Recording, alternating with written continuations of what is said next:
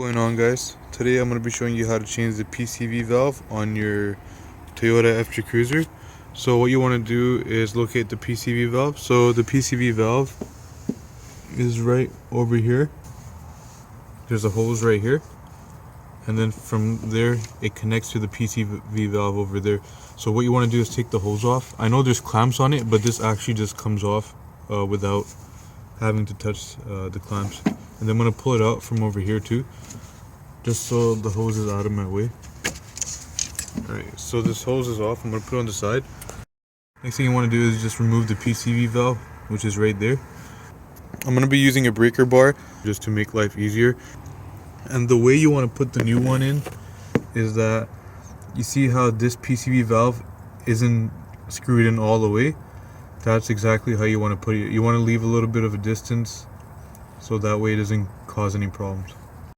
You guys, really easy to remove with the breaker bar. So what I'm using is a 19mm deep socket, and you can literally just turn it with one hand and it breaks loose.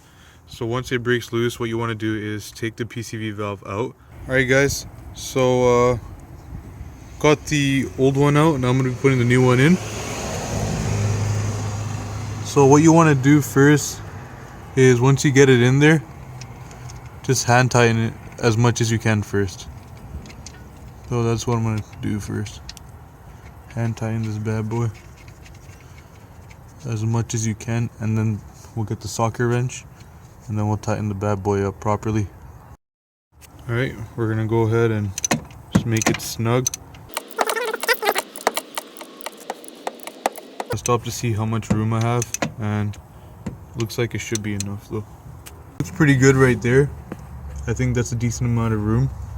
And I'm going to put the hose back on, connect my battery and start the FJ up and see what it sounds like. I put that little hose back on, really easy. Let's connect the battery.